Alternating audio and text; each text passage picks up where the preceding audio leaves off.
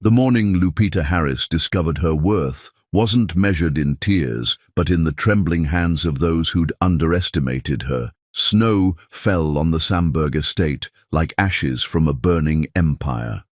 She stood before the floor-to-ceiling windows of the Connecticut mansion, her reflection a study in composure. The silk emerald dress she wore, chosen specifically for this moment, caught the light from the 12-foot Christmas tree behind her. Every detail of this morning had been orchestrated, from the Tiffany earrings Alan had given her on their first anniversary to the subtle application of the perfume his mother Eleanor claimed was too exotic for their circles. "Darling, everyone's waiting in the drawing room."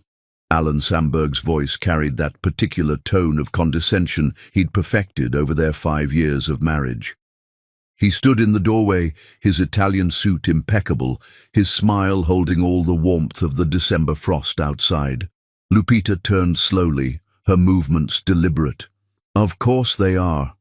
The drawing room held the entire Samberg dynasty. Eleanor Whitmore Samberg sat in her throne-like wingback chair, her silver hair coiffed to perfection, her judgment already rendered in the slight curl of her lips. Harrison Samberg stood by the fireplace, checking his Patek Philippe watch with theatrical impatience.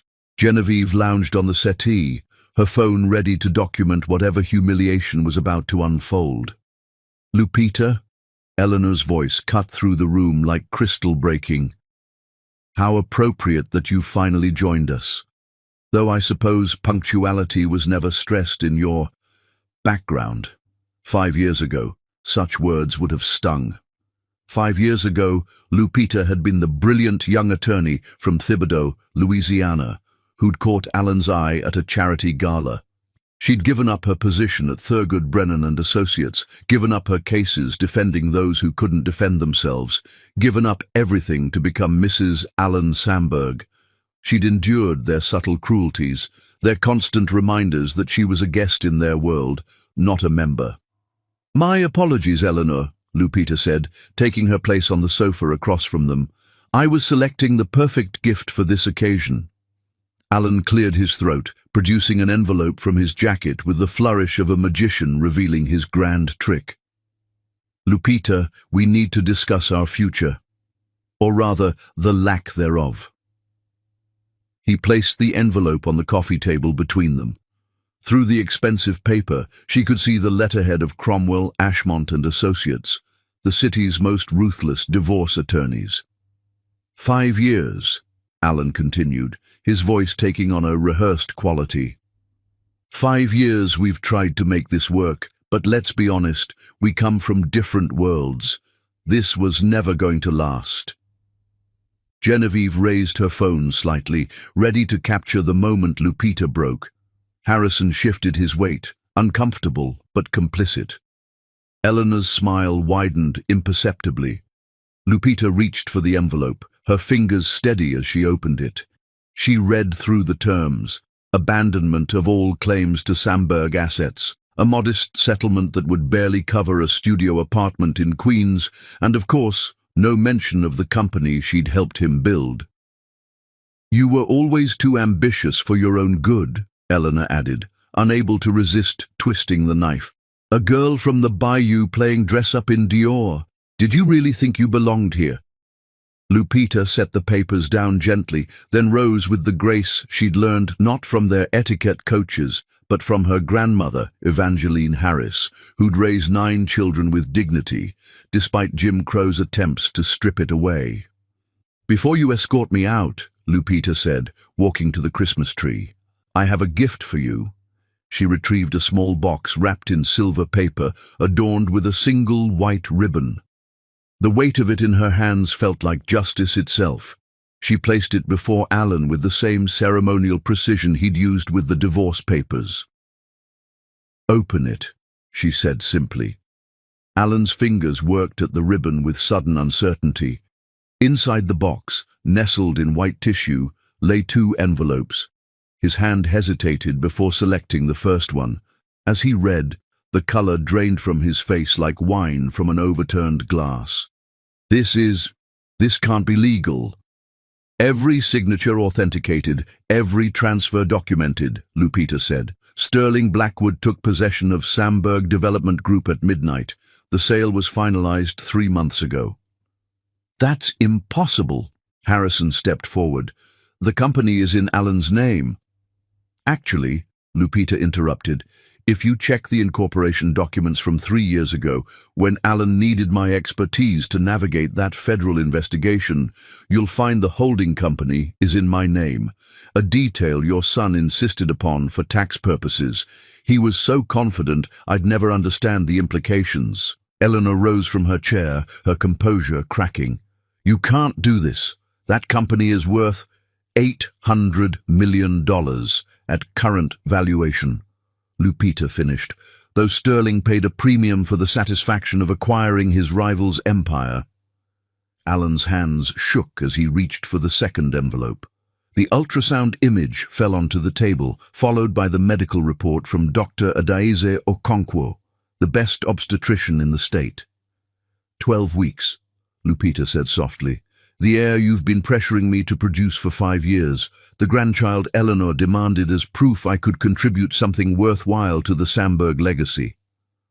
The silence that followed was absolute. Genevieve's phone lay forgotten in her lap.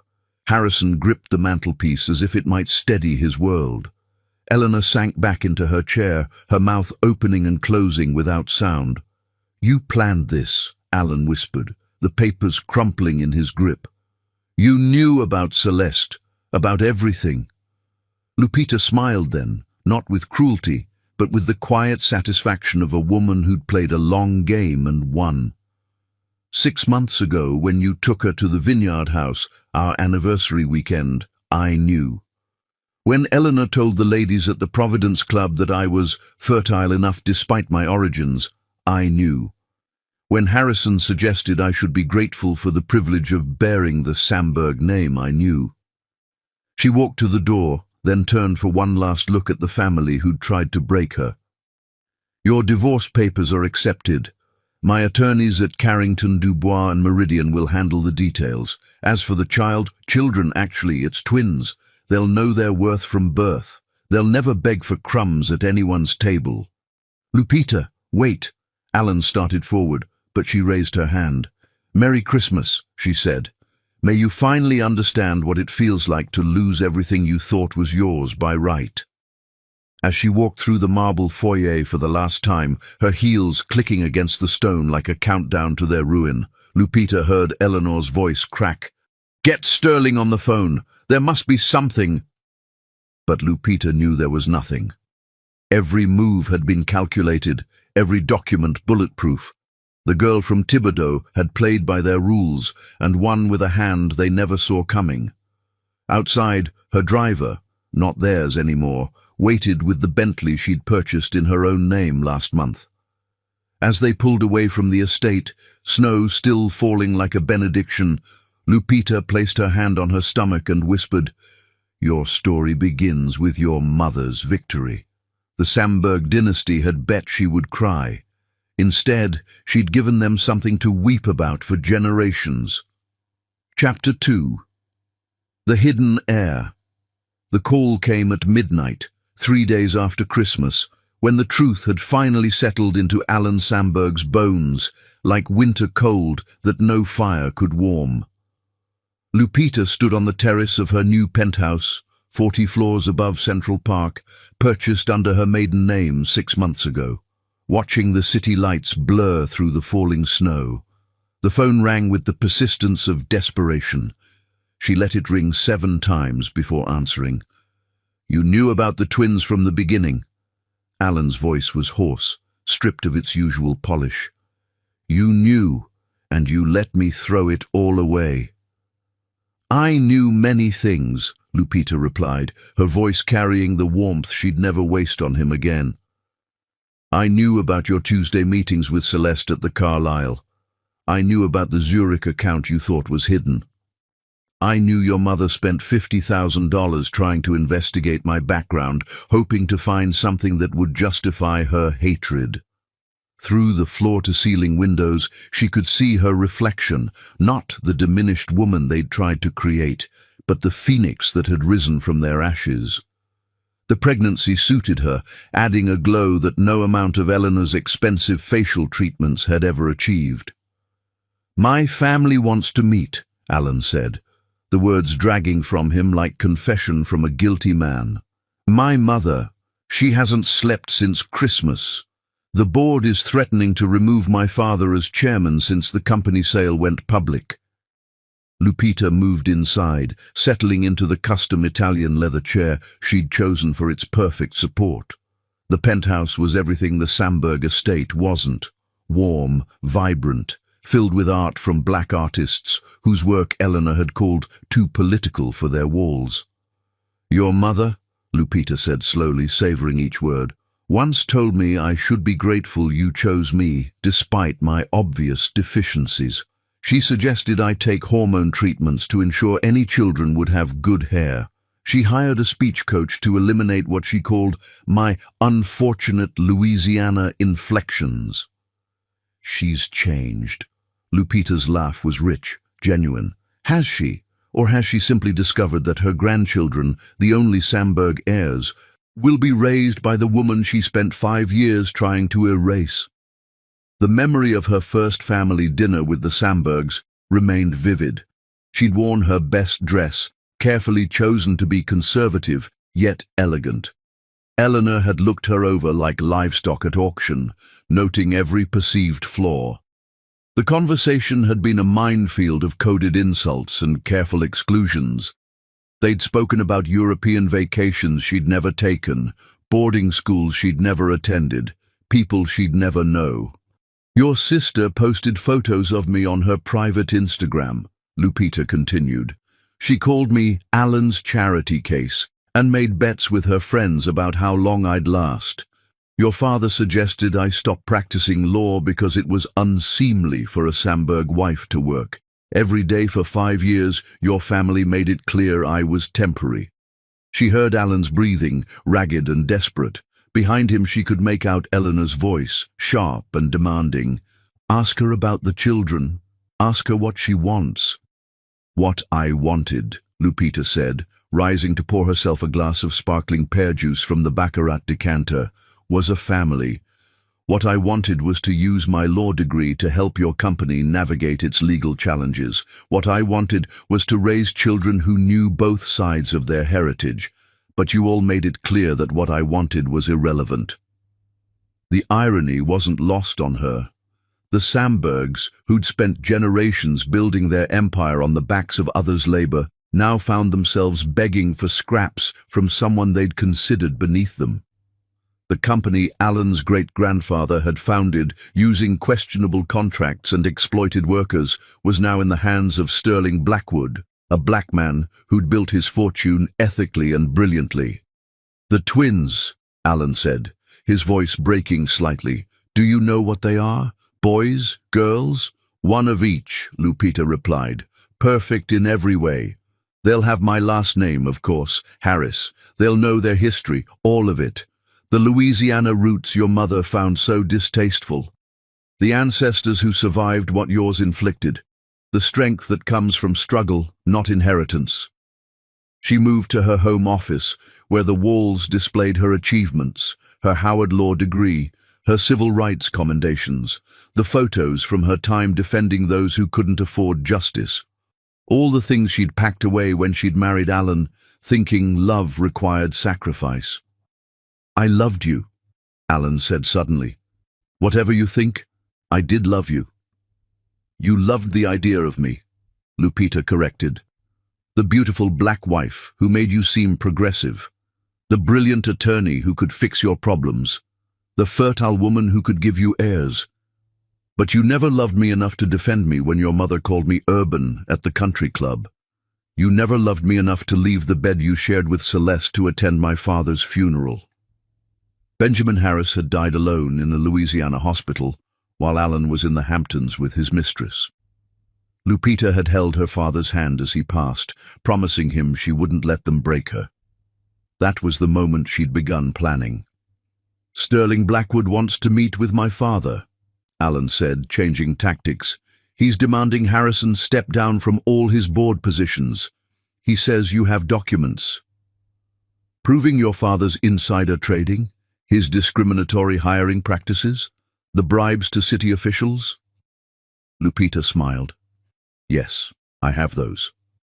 Your family was so confident in my ignorance, you left everything accessible, every password saved, every document unguarded.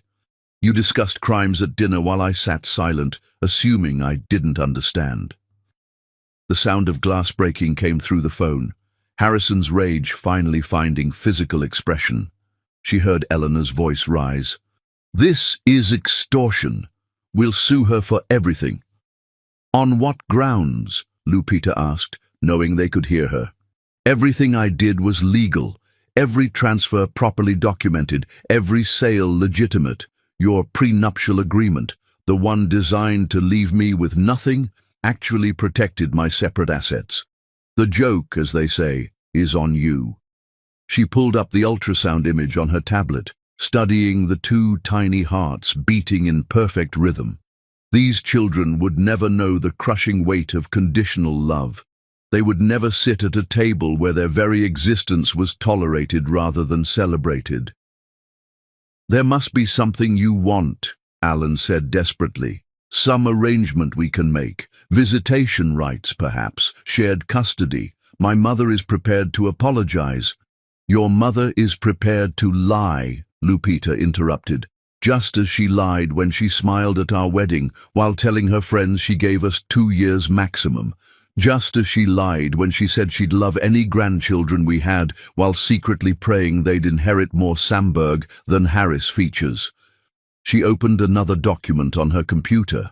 The trust fund she'd established for the twins, funded by the company sale. They would want for nothing, but more importantly, they would owe nothing to anyone. Genevieve needs this, Alan tried again. She's being shunned by society. The embarrassment of what's happened. People are laughing at her. She's lost her position at the Met Gala committee. The same position she used to ensure I was never invited despite my donations, Lupita asked. How unfortunate for her. The penthouse's smart system announced a visitor, her attorney, Thaddeus Carrington, arriving for their evening meeting. Unlike the Samberg family lawyer who'd treated her like furniture during the prenuptial negotiations, Thaddeus respected her intellect and had helped craft her perfect revenge. I have to go, Lupita said. My actual family is arriving tomorrow. My mother, my aunts, my cousins, the people your family banned from our wedding reception because they might misunderstand the tone of the event. Lupita, please. The children will be born in July, she said, her tone final. You'll receive notification through proper legal channels. Any attempts to circumvent the custody agreement will result in the release of certain recordings from your family dinners. I believe Eleanor's thoughts on breeding and racial purity would make fascinating headlines. You recorded us? Every moment, Lupita confirmed. Every slur disguised as concern, every insult wrapped in silk. Every time you sat silent while they diminished me. Your children will never hear those recordings, but they'll exist as insurance against your family's interference. She paused, looking at a photo on her desk, herself as a child with her father, both beaming with joy at a church picnic in Louisiana. Benjamin Harris had been a janitor, but he'd carried himself with more dignity than Harrison Samberg ever possessed with all his millions. Do you want to know the real tragedy, Alan? Lupita asked softly. If your family had accepted me, truly accepted me, I would have helped you build an empire that mattered. I would have used my legal expertise to make your business bulletproof legally and ethically.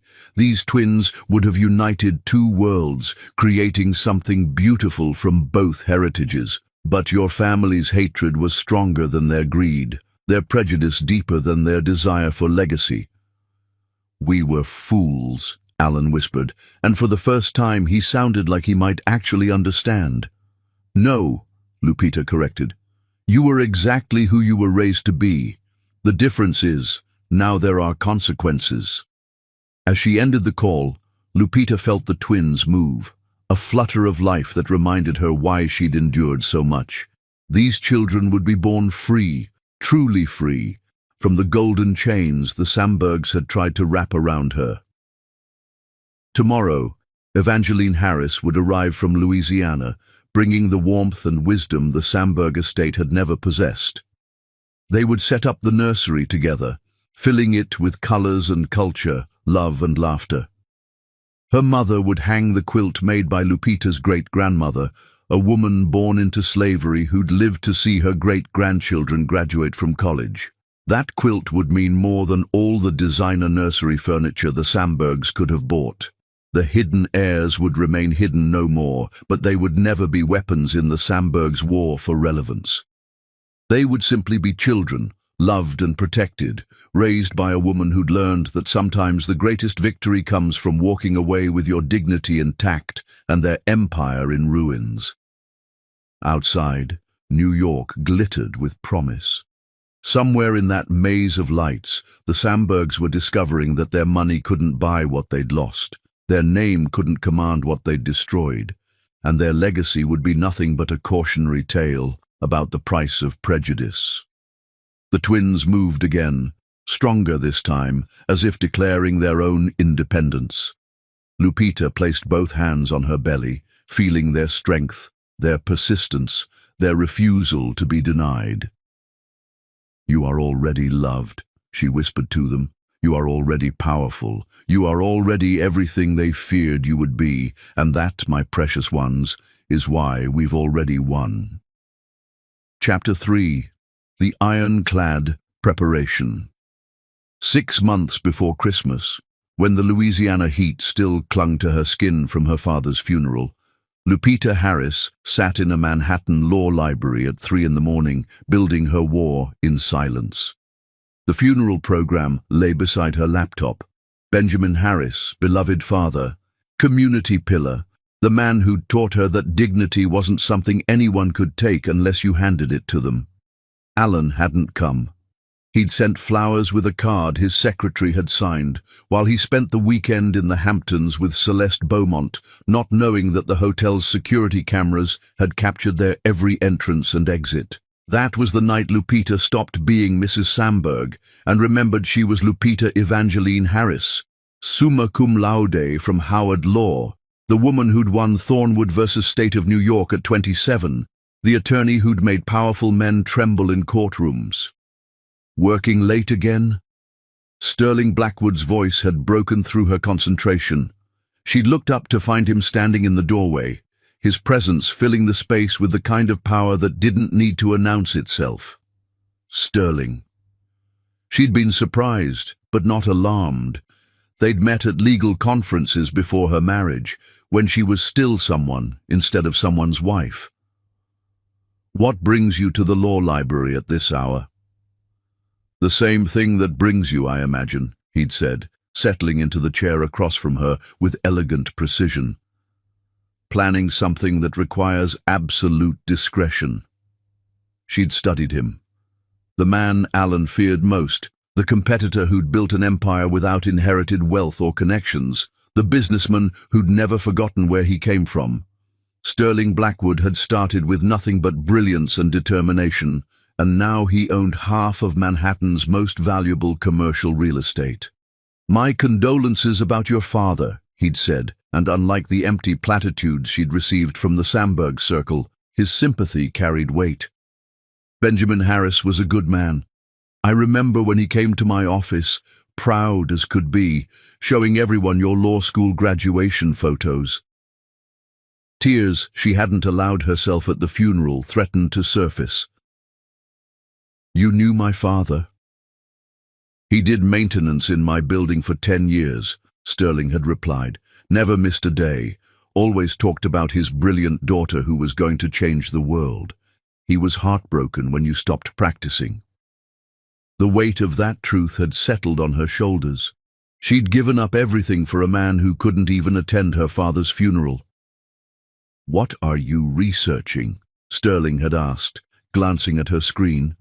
She'd hesitated, then decided on honesty. Corporate asset transfer law. Specifically, how to legally transfer ownership of a company when you're the silent owner on paper. Sterling's eyes had sharpened with interest. "Alan doesn't know you own Samberg Development Group." It wasn't a question. She'd nodded slowly.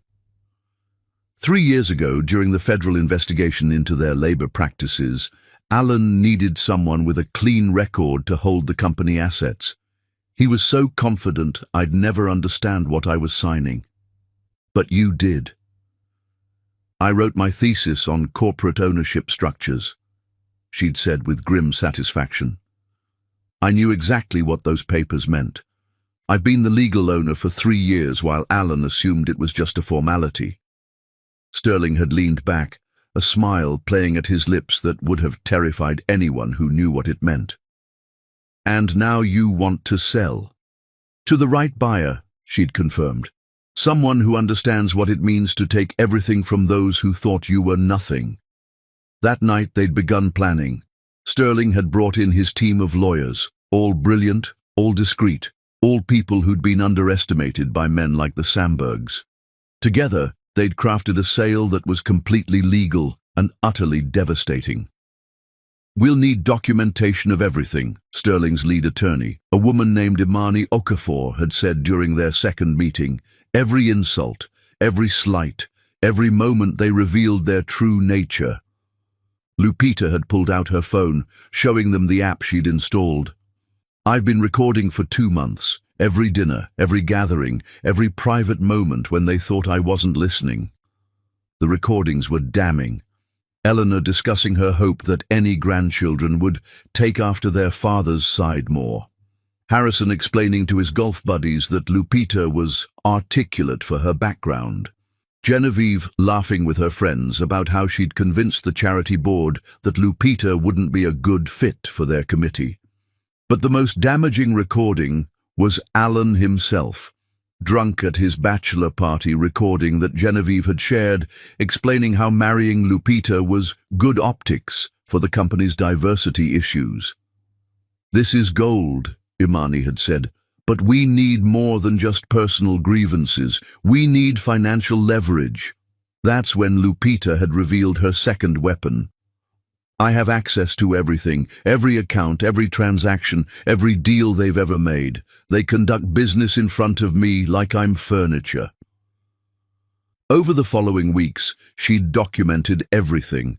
Harrison's insider trading, conducted through offshore accounts he accessed from his home computer. Eleanor's embezzlement from the charity she chaired, hidden in expenditures for administrative costs. Genevieve's tax evasion, routing her trust fund through shell companies to avoid payment. "They're criminals," Sterling had said simply when presented with the evidence. "Wealthy, protected criminals, but criminals nonetheless." "Which is why this needs to be perfect," Lupita had replied. "One mistake, and they'll use their connections to destroy me." She'd spent hours in that library, crafting documents that were works of legal art. The sale agreement with Sterling included clauses that prevented any reversal, no matter what the Sambergs tried. The custody arrangements she'd filed secretly were ironclad, based on Alan's documented abandonment and the family's recorded hostility. The most beautiful piece was the prenuptial agreement itself. The Sambergs' lawyer had been so focused on protecting Alan's visible assets that they'd ignored the clause about separate property acquired during marriage. Every purchase Lupita had made, every investment in her own name, was protected. "You've thought of everything," Sterling had said one night, reviewing the final documents. "Not everything," she'd replied. "I didn't think about what happens after, when they realize what I've done." "That's when you'll need allies," he'd said. "The kind of people who understand that money isn't power. Knowledge and preparation are power." He'd introduced her to a network she'd never known existed. Successful black professionals who'd been shut out of the Samberg circle. Latino executives who'd been passed over for promotions at Harrison's firms. Asian investors who'd been excluded from the old boys club. All of them eager to see the Samberg empire fall. "We've been waiting for someone like you," a tech entrepreneur named Kenji Yamamoto had told her, someone with inside access and the courage to use it.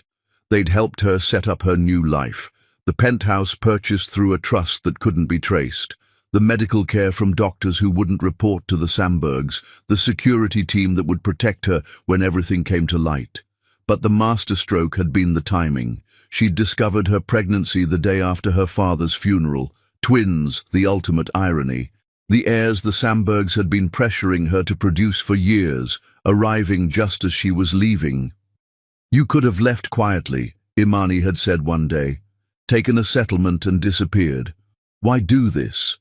Lupita had thought of her father, dying while she sat at Eleanor's garden party, pretending to care about flower arrangements. She'd thought of every young woman who'd been told she should be grateful for crumbs from tables she'd helped build. "Because they need to know how it feels," she'd said, "to have everything taken by someone you never considered a threat." The preparation had been meticulous. Every document notarized, every recording backed up in multiple locations, every contingency planned for. She'd even arranged for the Christmas morning confrontation, knowing the family would all be together, their arrogance at its peak. "You're going to war," Sterling had observed the night before Christmas Eve. "No," Lupita had corrected, "the war is over. They just don't know they've already lost."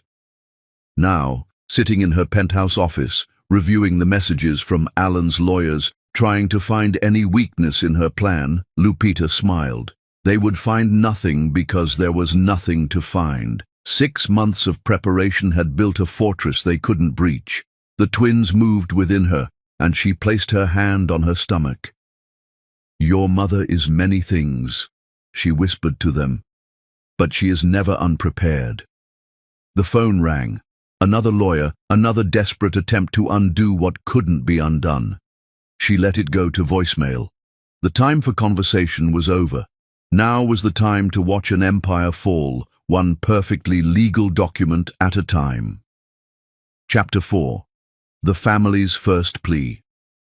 Eleanor Whitmore Sandberg had never begged for anything in her 71 years of privilege, but desperation drove her to Lupita's penthouse on a cold January morning, pride crumbling like ancient parchment. The doorman hadn't recognized her name. That was the first humiliation, having to explain who she was to someone who would have once scrambled to open doors for her.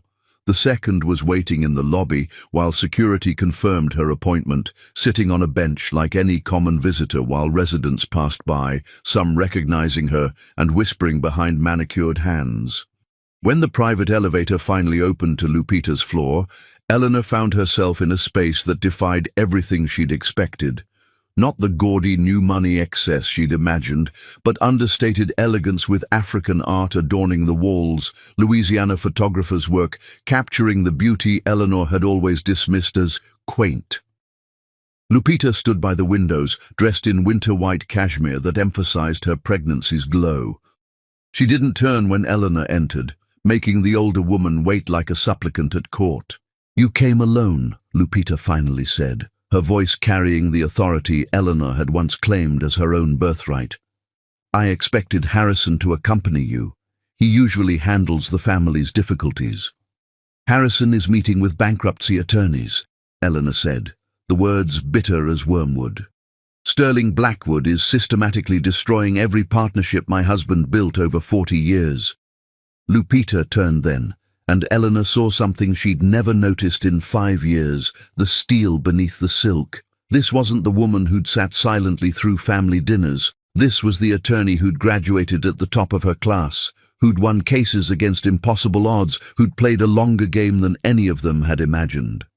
"Please, sit," Lupita said, gesturing to a chair that probably cost more than Eleanor's monthly mortgage on the estate they might lose. "Can I offer you tea? I have a lovely rooibos from South Africa. Or perhaps you'd prefer the Darjeeling you always said was the only civilized choice." The mockery was subtle, but cutting. Eleanor sat, her Chanel suit feeling like armor made of paper. "I came to discuss the children." "My children?" Lupita corrected, settling into her own chair with the grace of someone who'd learned that power wasn't inherited, but earned. The ones you called unfortunate necessities at last year's Memorial Day gathering. Eleanor's face flushed. She'd forgotten about the recordings, the constant surveillance she'd never suspected from someone she'd considered barely worthy of notice. "I've had time to think," Eleanor began, her prepared speech already faltering. "Perhaps I was harsh in my assessments." Lupita's laugh was rich, genuine, devastating. "Harsh? Is that what we're calling it? You hired a private investigator to prove I was after Alan's money. You suggested I have cosmetic surgery to refine my features. You told the admissions board at Pemberton Prep that any children we had would need special consideration due to their mixed heritage." Each word was a dagger, precisely placed. Eleanor's hands trembled as she reached for the purse, pulling out an envelope she'd hoped would never see light. "I've written a letter," she said, offering it like a white flag. "A public apology. I'll send it to every society newsletter, every club, every board I've ever served on." Lupita didn't take the envelope. Instead, she pulled up something on her tablet, turning it so Eleanor could see. It was a video from 3 Christmases ago, Eleanor holding court at her annual party, explaining to her circle why she'd seated Lupita in the corner. "It's kindness, really. She's more comfortable with the help. They understand each other." "A letter," Lupita said softly, "doesn't erase years of deliberate cruelty." Eleanor's composure finally cracked. "What do you want?" "Money? We don't have any left. The estate? It's mortgaged to cover Alan's debts. The family name? You've already destroyed it." "I want you to understand," Lupita said, rising to walk to a shelf where photo albums sat. She pulled one out, opening it to reveal pictures Eleanor had never seen. "This is my family. My grandmother, Evangeline, who raised 9 children after my grandfather was killed for trying to register to vote. My Aunt Cordelia, who integrated the University of Alabama's nursing program. My cousin Isaiah, who runs a legal aid clinic in New Orleans." She turned pages, each image a testament to strength Eleanor had dismissed as insignificant. "These people, whom you banned from my wedding reception, have more dignity in their struggles than your family has in its entire genealogy. I understand you're angry." "Angry?" Lupita's voice remained calm, which was somehow worse than shouting. "I'm not angry, Eleanor. I'm victorious. There's a difference." She moved to another album, this one filled with accomplishments the Sambergs had never acknowledged. "This is me arguing before the Supreme Court at 28. This is the scholarship fund I established before I met Alan. This is the community center in Thibodeau that I funded with my own earnings, not Samberg money." Eleanor stared at the images, seeing for the first time the woman she'd spent 5 years trying to diminish. "You know what the real tragedy is, Eleanor?"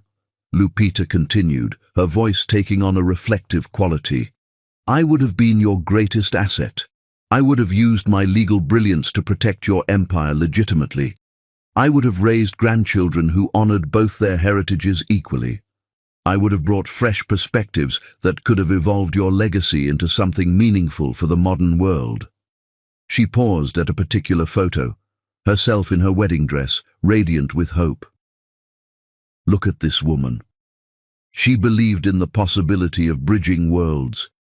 She thought love could overcome prejudice. She was willing to sacrifice everything for acceptance that would never come. You assumed I was nothing because I didn't come from your world," Lupita continued. "You never wondered why a brilliant attorney would give up her career. You never questioned why someone with my credentials would tolerate your treatment. You saw what you wanted to see, a gold digger who got lucky." "Then why?" Eleanor asked, desperation cracking her voice. "Why did you stay?" "Because I loved him," Lupita said simply. "I loved Alan with the kind of devotion you claimed I wasn't capable of feeling. I thought if I proved myself worthy by your standards, you'd accept me. I thought if I gave you grandchildren, you'd finally see me as family."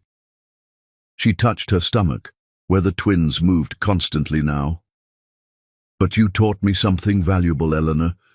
You taught me that there's no amount of excellence that makes you worthy in the eyes of those determined to see you as less than. So I stopped trying to earn your approval and started documenting your decline." Eleanor's phone buzzed. She glanced at it, her face paling further. "The country club. They've revoked our membership." "Sterling's wife sits on the board now," Lupita said casually. "Imani Blackwood, formerly Imani Okafor. Brilliant woman. Harvard Law, top of her class. The kind of woman you would have dismissed as a diversity hire, despite her being infinitely more qualified than anyone in your circle. Turns out they've been looking for an excuse to remove you for years. Your comments about the new Saudi members were the final straw. You're destroying everything my family built over generations." "No," Lupita corrected. "I'm revealing what your family always was. The difference is now everyone else can see it too." Eleanor stood on shaking legs, her last card unplayed. "The children, my grandchildren, they'll need their heritage, both sides of it.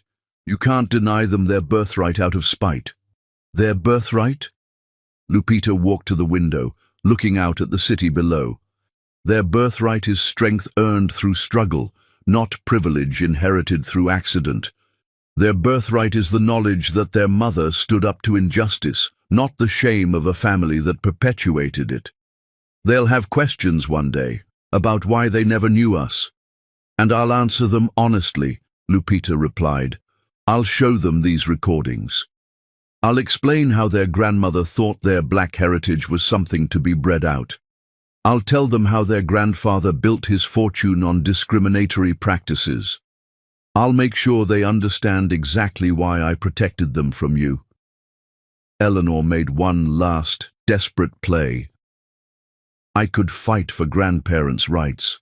The courts would love to hear these recordings," Lupita finished.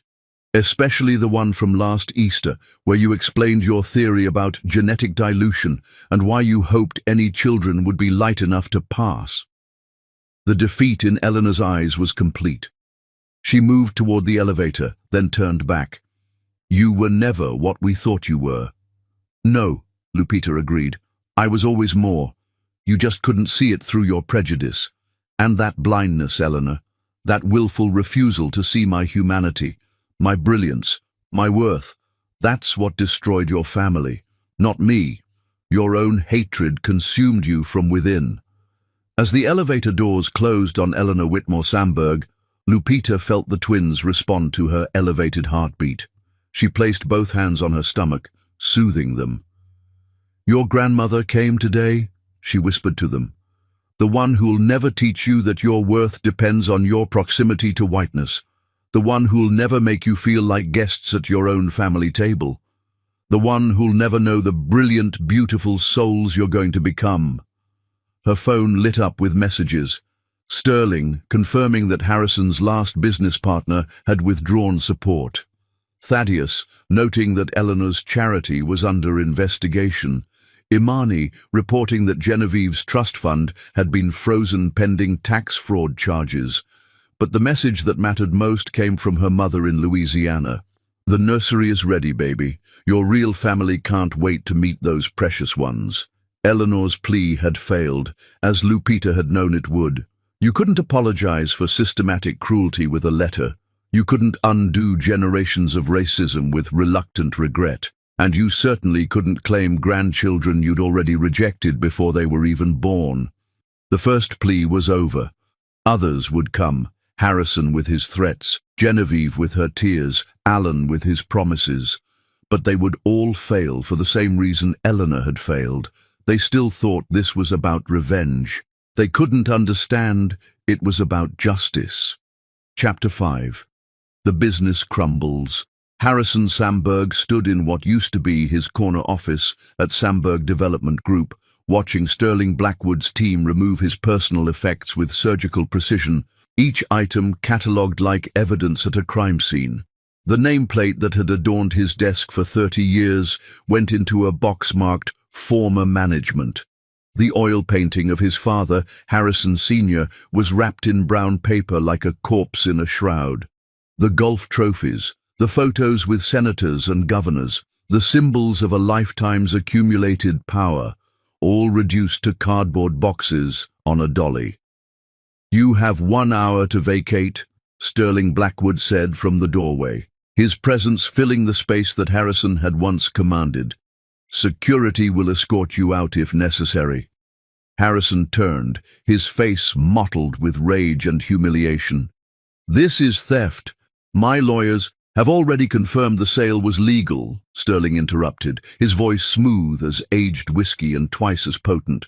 "Your daughter-in-law was remarkably thorough, every document properly filed, every transfer legitimately executed. You should have read what your son was signing." The irony burned like acid. Harrison, who'd built an empire on exploiting legal loopholes and technical interpretations, was being destroyed by the very precision he'd once weaponized against others. "She planned this," Harrison said, his voice breaking. "That woman planned this from the beginning." "That woman," Sterling said, stepping into the office, "has a name.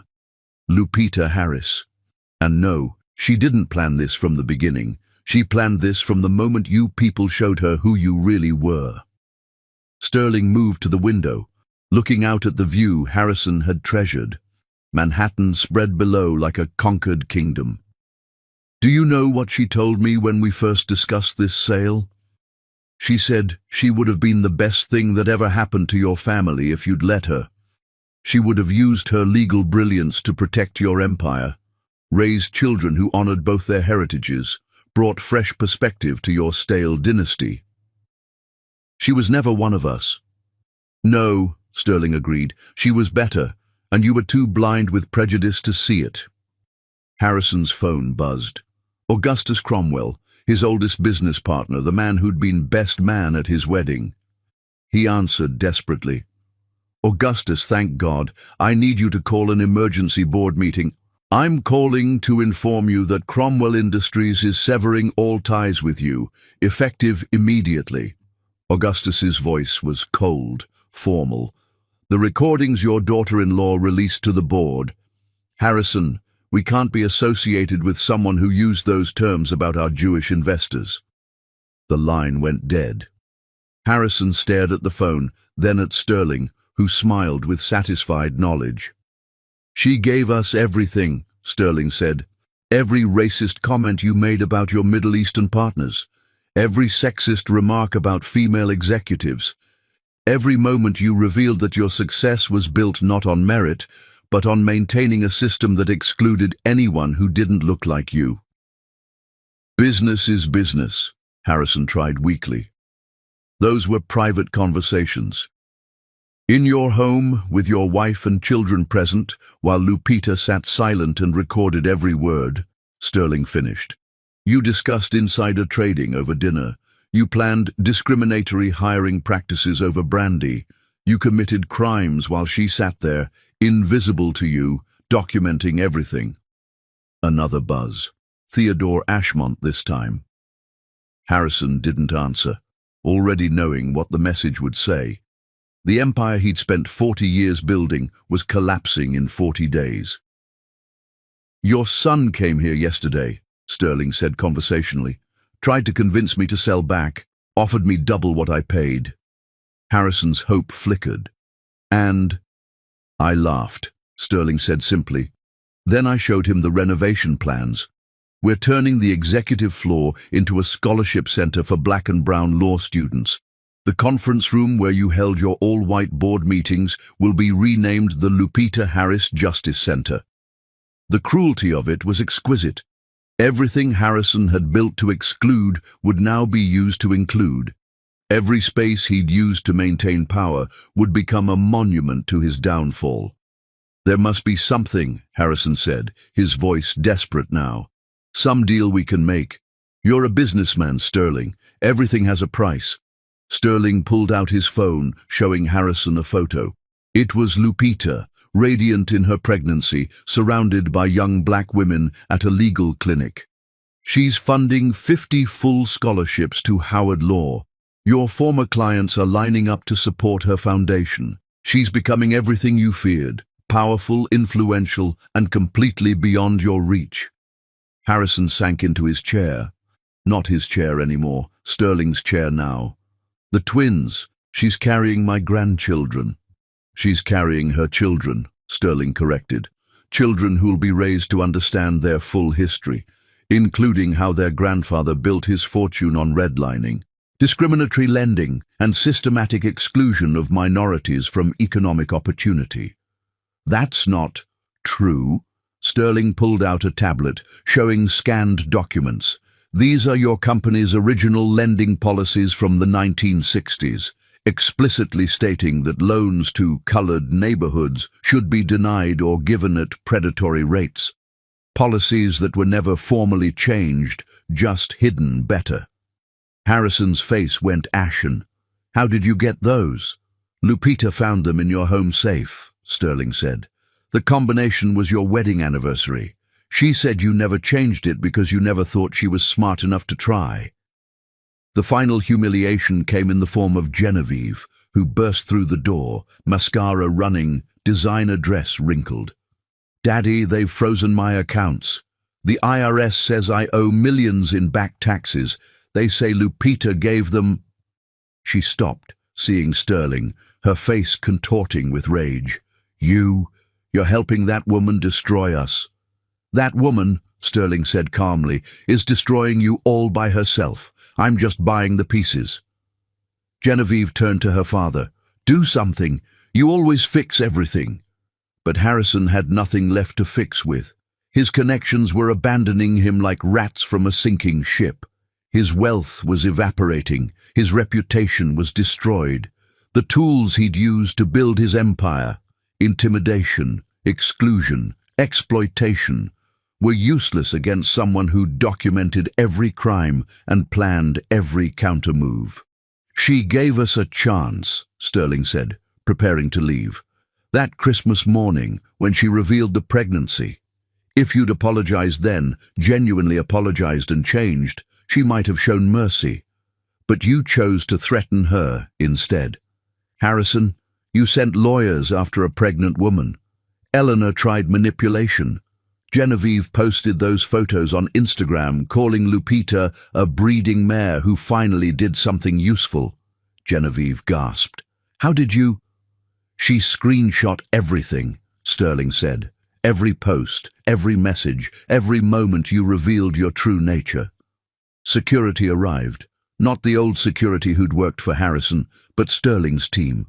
Time's up, the lead officer said. As Harrison was escorted from his office, he passed the portraits of previous Samberg presidents, his father, his grandfather, the line of men who'd built their success on others' exclusion. Soon, those portraits would be gone, replaced by images of the diverse leaders Sterling was bringing in. Tell Lupita, Harrison started. Tell her yourself, Sterling said, though I doubt she'll answer. She's busy building something better from your ashes. Outside the building that bore his name, not for much longer, Harrison stood on the sidewalk like any other terminated employee. His driver was gone, the car repossessed. His credit cards were maxed out, fighting legal battles he couldn't win. His phone buzzed with messages from journalists wanting statements about the discrimination lawsuits being filed by former employees, emboldened by Lupita's revelations. A taxi stopped, and through the window he saw Lupita in the back seat. She looked at him, her expression neither cruel nor sympathetic, just resolved. She placed a hand on her pregnant belly, a gesture of protection and promise. Then the taxi pulled away, leaving Harrison standing in the cold, finally understanding what it felt like to be excluded from a world he'd once ruled. The business hadn't just crumbled, it had been deliberately demolished brick by someone he'd never considered capable of holding a hammer. Chapter 6. The medical crisis. The pain started at 3 a.m, sharp enough to pull Lupita from sleep, her hands instinctively moving to protect the twins as she reached for her phone with trembling fingers. By the time the ambulance arrived at Mount Sinai's private entrance, the news had somehow already reached the Sambergs. Alan stood in the emergency room, disheveled and desperate, trying to convince the security that he was still her husband, still had rights. "I'm sorry, sir," the guard said firmly. "You're not on the approved list." Lupita could hear his protests as they wheeled her past, but her focus was entirely on the two lives inside her, the rhythmic monitors tracking their heartbeats like a prayer she couldn't stop whispering. Dr. Adaeze Okonkwo appeared, her presence immediately calming.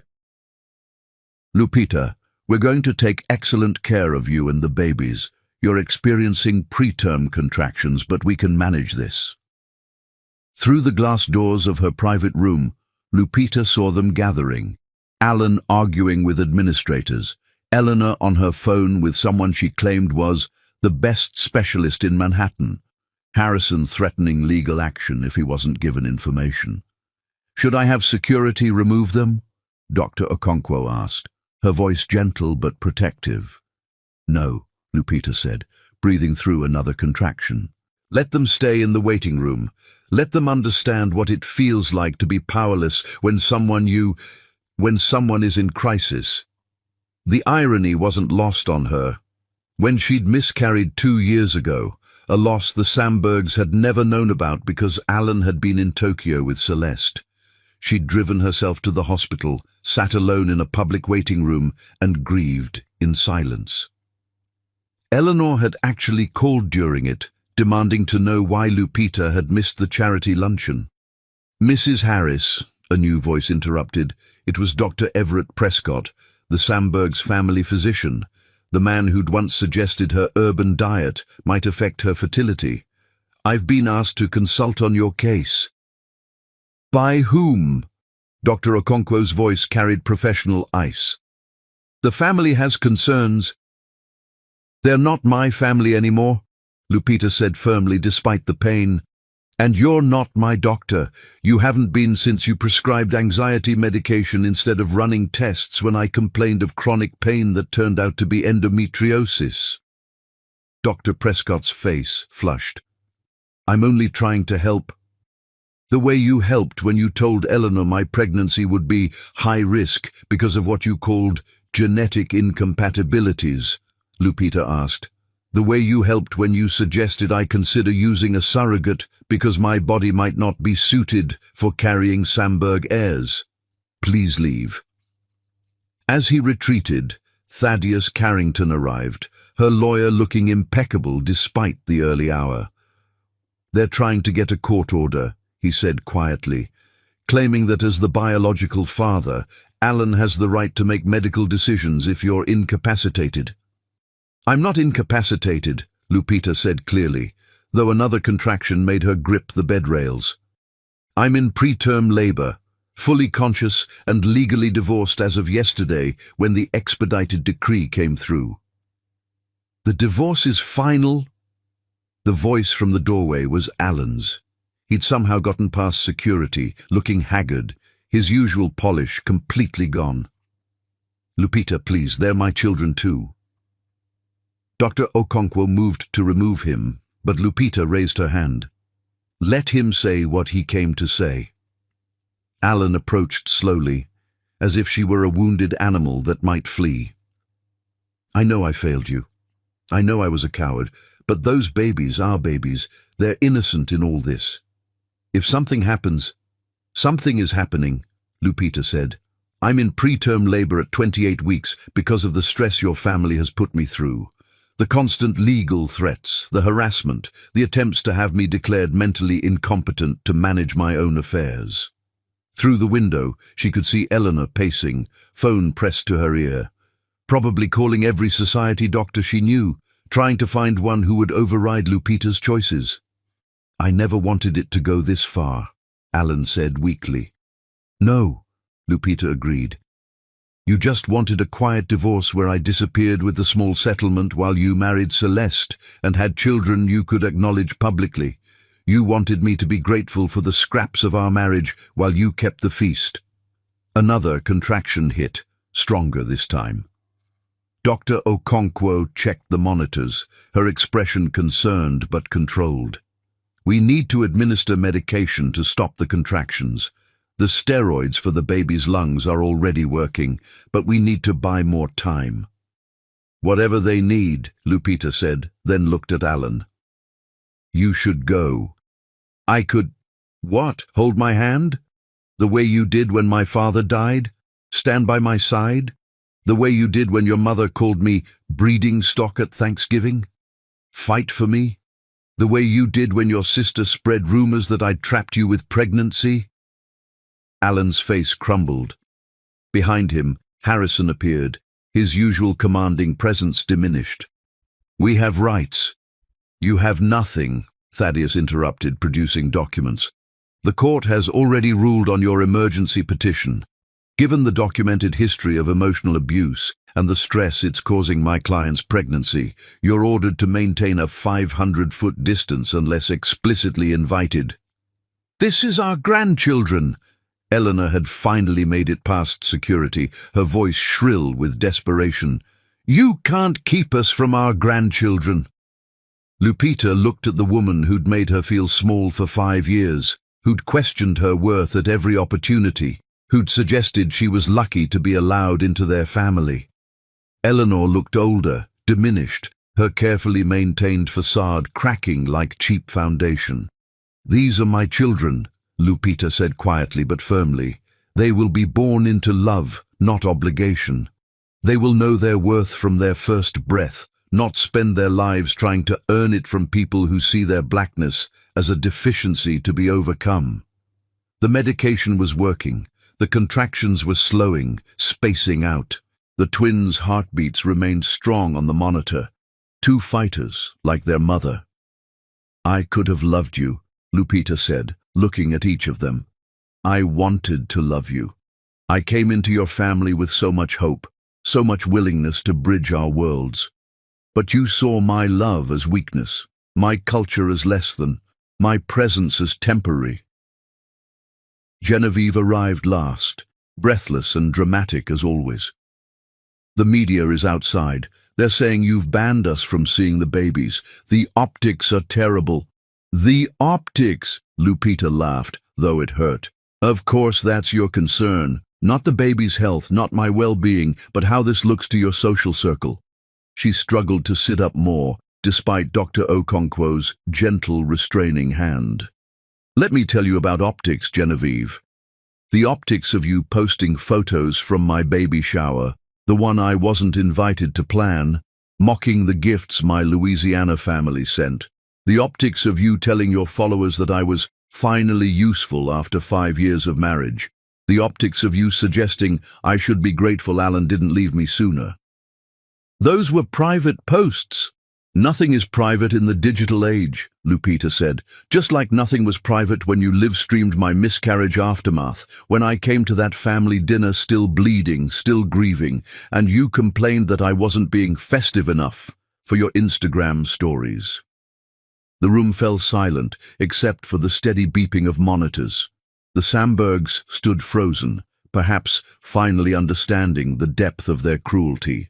Dr. Okonkwo stepped forward. Everyone needs to leave now. My patient needs rest. As security began escorting them out, Eleanor turned back. We'll fight this. We have resources. You have debt, Lupita corrected. Mountains of it, all coming due now that Sterling owns your assets. You have legal bills you can't pay and criminal investigations you can't stop. You have nothing left to fight with except pride, and pride doesn't pay lawyers. This isn't over, Harrison said, but his voice lacked conviction. It's been over since Christmas morning, Lupita replied. You just didn't know it yet. The room emptied except for Thaddeus and Dr. Okonkwo. The crisis was passing, the twins were safe, but the emotional toll weighed heavy. Lupita touched her stomach, feeling the movement within, life persisting despite everything. Your mother is here, Thaddeus said gently. She flew in from Louisiana. Should I send her in? Lupita nodded, tears finally coming.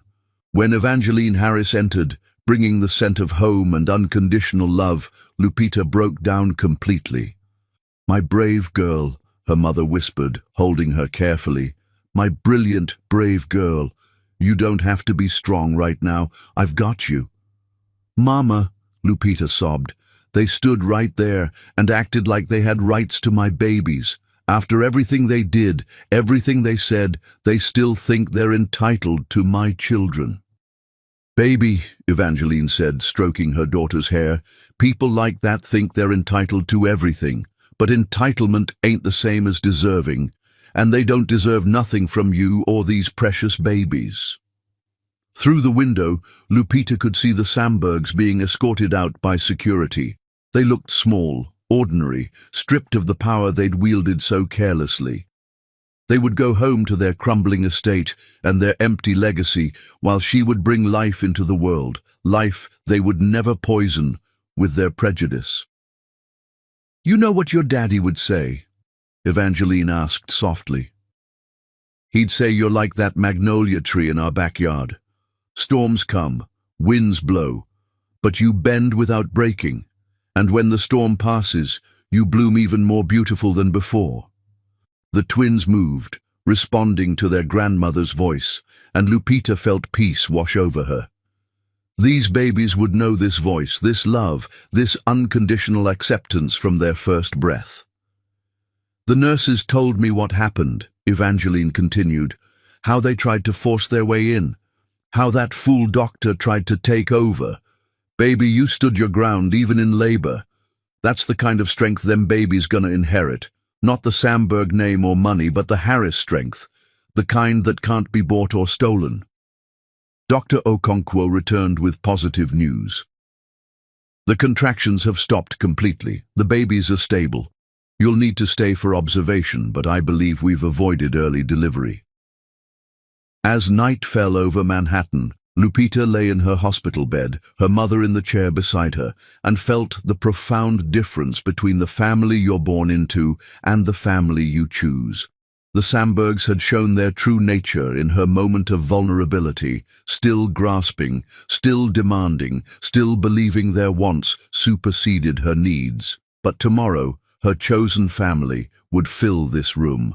Sterling and his wife would come with flowers. Her cousins would arrive with Louisiana cooking smuggled past hospital security. Her aunts would circle her with prayers and protection. The twins would be surrounded by love that demanded nothing but their existence. The medical crisis had passed, but it had revealed everything. In her moment of greatest vulnerability, the Sambergs had thought only of their rights, their image, their desires. They had proven, finally and completely, that they deserved no place in her children's lives. The twins would be born early but strong. They would know struggle, but also triumph. They would understand that family isn't about blood or names or inherited wealth, but about who shows up when you're broken and helps you heal. Outside, the city hummed with life, indifferent to the drama in this room. But inside, a mother protected her unborn children from a legacy of poison, choosing instead to give them a heritage of strength, love, and unshakable dignity. Chapter 7. The Social Destruction. The Whitmore Foundation Gala was the social event of the season, held at the Metropolitan Museum of Art, where 300 of New York's elite gathered in their finest to celebrate philanthropy while practicing hypocrisy. Lupita entered through the main doors like a queen returning from exile, wearing a custom gown by Aurora James that celebrated her pregnancy with elegant draping. The black designer had insisted on dressing her for free, calling it an honor to dress a woman who's rewriting the rules. Conversations stopped mid-sentence. Champagne flutes paused at lips. The entire room turned to watch her descent down the grand staircase, Sterling Blackwood at her side in perfectly tailored Oswald Boateng, their combined presence announcing a new order. "Breathe," Sterling murmured, his hand steady at her elbow. "Let them look. Let them see what power actually looks like." Eleanor stood near the donation display, frozen beside a photograph of herself as foundation president, a title she'd held for 2 decades. Her face cycled through emotions: shock, rage, humiliation, and finally, desperate calculation. "Ladies and gentlemen," the Foundation's new president, Indira Patel, announced from the podium. "Please welcome our diamond sponsor for this evening, Ms. Lupita Harris, whose generous donation will fund our new initiative providing legal aid to women escaping domestic abuse." The applause was scattered at first, then grew as people recognized the strategic importance of aligning with the woman who'd brought down the Sandbergs. Lupita moved through the crowd, greeting the same people who'd once treated her as invisible. "Lupita, darling." Millicent Astley air-kissed her cheeks, the same woman who'd once asked if she was the help at a garden party. "You look absolutely radiant. Pregnancy suits you." "Thank you, Millicent. I remember you said pregnancy would ruin my figure at last year's gala. How perspectives change." The older woman's face tightened, but she forced a laugh. "Did I? How foolish of me." Lupita moved on, each interaction a masterclass in polite devastation. She didn't need to be cruel.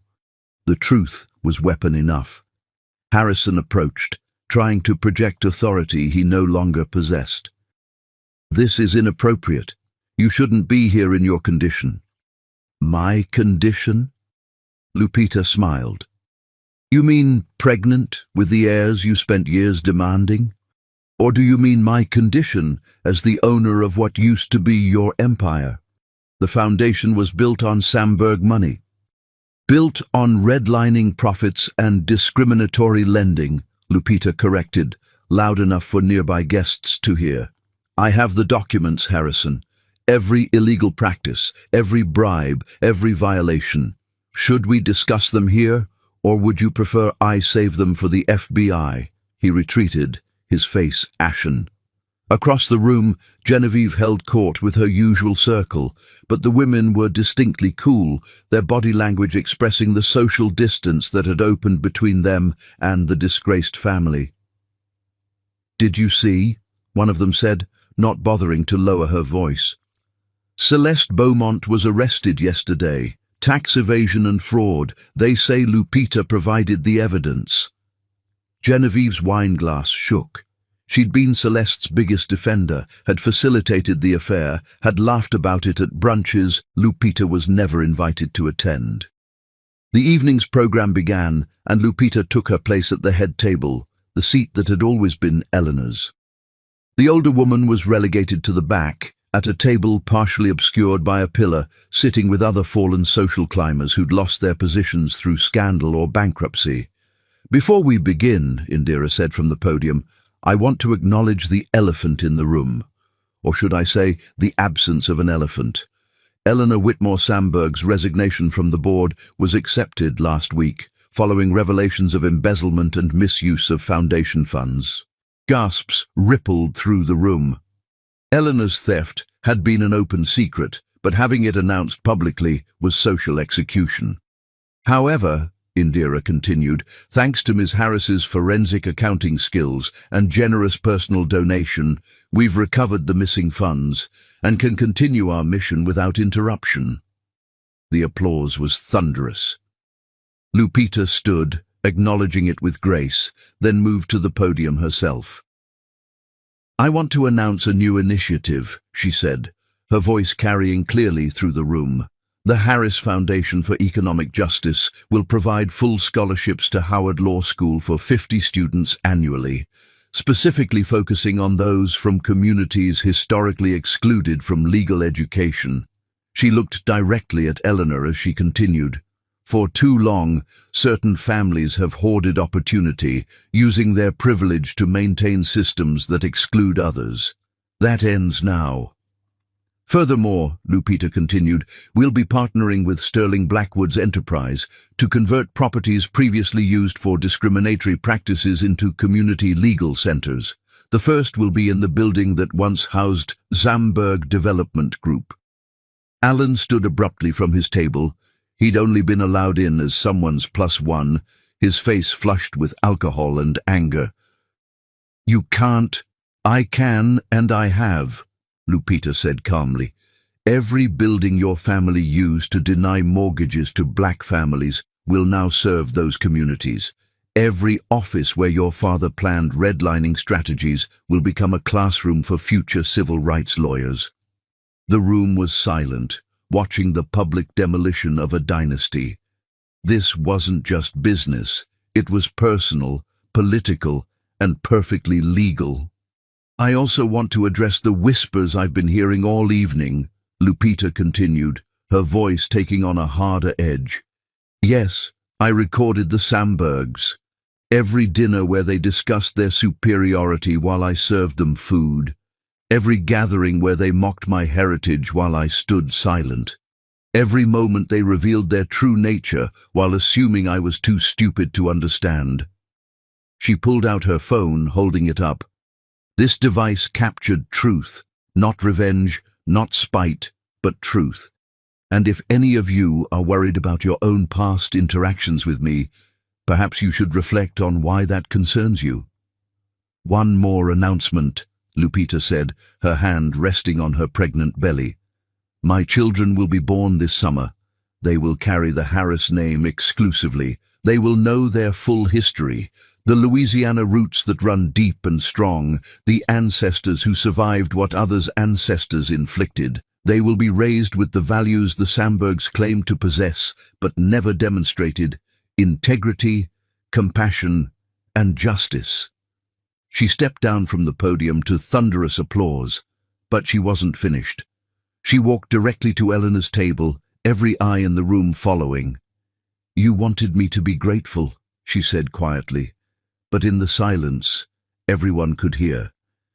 Grateful for your tolerance, your condescension, your crumbs. Instead, I'm grateful for your cruelty. It taught me my own strength. It showed me who you really are, and it gave me the motivation to dismantle everything you built on others' exclusion.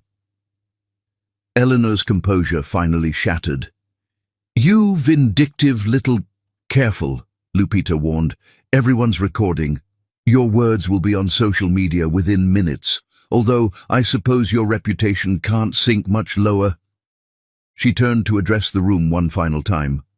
I want to thank everyone for coming tonight. For those who shunned me when I was Mrs. Samberg, your sudden friendship now is noted and declined. For those who stood by and watched the Sambergs' treatment of me, your silence was complicity. But for those few who showed kindness when it wasn't advantageous, you know who you are. Thank you. As she walked toward the exit, people parted like the Red Sea. Some reached out, trying to touch her, to claim association with her victory. She ignored them all except for one, a young black woman who'd been a server at Samberg events, who'd once slipped her a tissue when Eleanor's cruelty had brought tears. Thank you, Maria, Lupita said, embracing her. The foundation will be in touch about law school scholarships. Ms. Harris, Maria whispered, tears in her eyes. My daughter watched your interview on the news.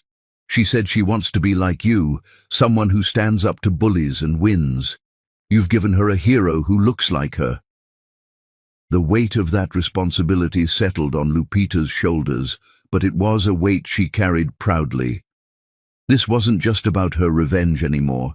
It was about every Maria, every daughter who needed to see that power could be challenged, that truth could triumph. The last image the society photographers captured was Lupita leaving on Sterling's arm, backlit by the museum's lights like an avenging angel, while the Sambergs sat in the shadows of their own making. The social destruction was complete. Every club would revoke their memberships. Every board would demand their resignations. Every invitation would be withdrawn. They would become pariahs in the only world they'd ever valued, and unlike Lupita, they had nowhere else to go.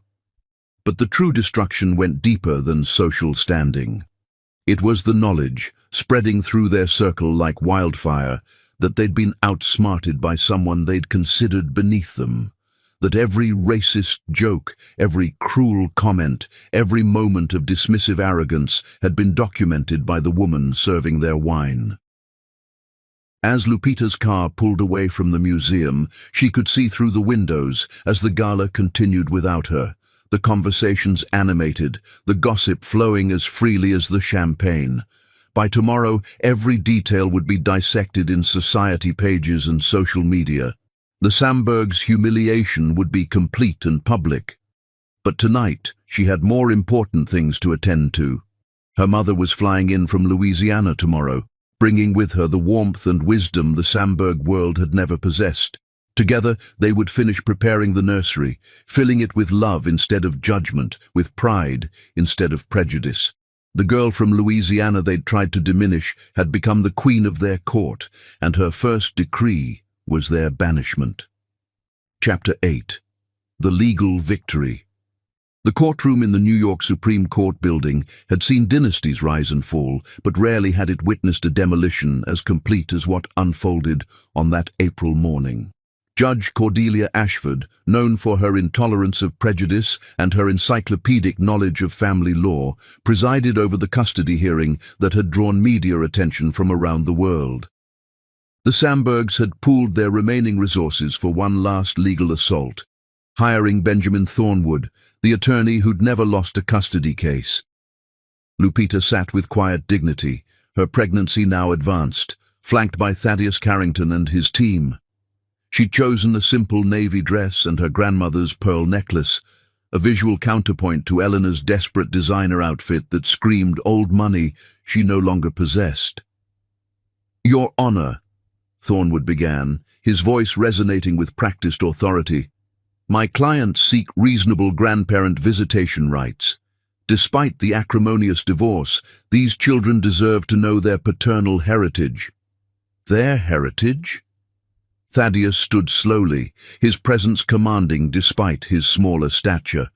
"Your Honor, I have here 17 hours of recorded conversations that detail exactly what heritage the Sambergs wish to impart."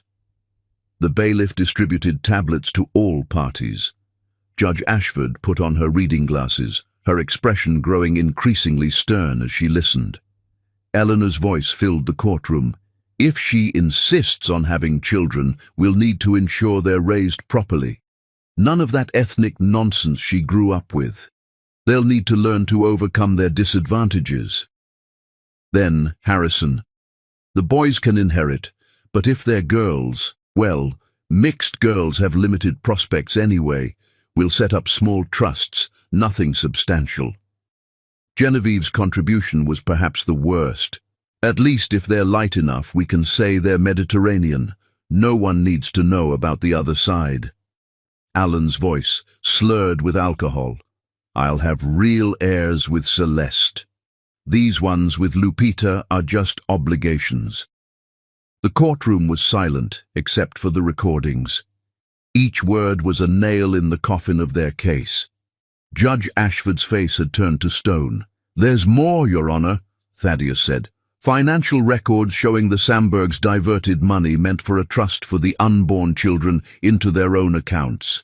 Medical records showing they tried to have Ms. Harris declared mentally incompetent to gain control of her assets. And this," he produced a document with a flourish, "a contract they tried to force Ms. Harris to sign, giving them full custody in exchange for not pursuing criminal charges they knew were baseless."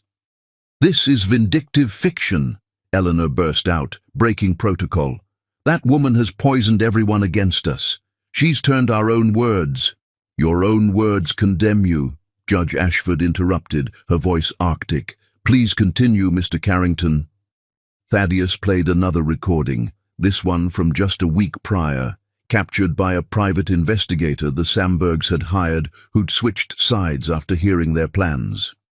"Once we get custody," Harrison's voice said clearly, "we can limit her influence. Supervised visits only.